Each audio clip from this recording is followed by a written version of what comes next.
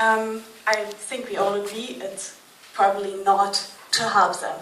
So, and that was another measure where they, like you said, where they try to bring them together, to look where the migrants are and put them all to one space. So they come to the camp looking for help, and what they do is taking the data and just using them for other purposes. Who is IOM, sorry? Yeah.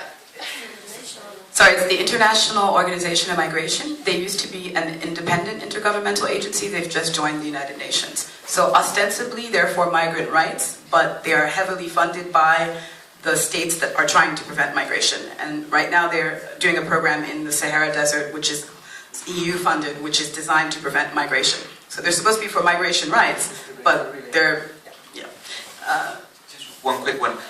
In the map, there's links to all the information that we uploaded, but you can see it's loading just because the internet is very slow here, but if you click on the actual spots, you'll see a list of links towards the information in the map. So one of the recurring themes that we've had between the different workshops is the circulation of information and data. And we sort of discovered this odd pattern where there's a circulation of information between Europe and sub-Saharan Africa, where immigrants will, for instance, have their retinas scanned in Niger, and their data will be waiting for them in Europe when they're processed here. They sort of have a virtual self that's already here, and the system knows who they are when they arrive. And it's all enabled by the exact same infrastructure. So, for instance, you have submarine cables running between Libya and Italy that follow somewhat the same route that immigrants take crossing the sea from Libya to Sicily. You'll be following almost the exact same cable route. And the same cable will also be sending information to drones in Africa to control drone use from Sicily, but probably originating in the US. This whole system of communications enables people to communicate by cell phone, etc., but also enables this somewhat invisible surveillance apparatus that feeds back into what's happening in Africa. Drone strikes pushing people up into Europe, but at the same time, the same information is flowing backwards and pushing people up.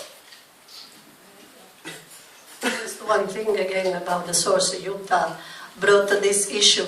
What you will see there are all links that exist that are in the public domain, but there is not everything in the public domain. There are news, they are not Creative Commons anyway. But we have also our network, our sources for the different kind of activities that we do. So there are things that we know, but we didn't think that is the right place to talk about the strategy that migrants might use and just, give it on a silver plate to the surveillance system. But there are other things that are here. But all what is there, it's links that already exist, sources that have been that are there.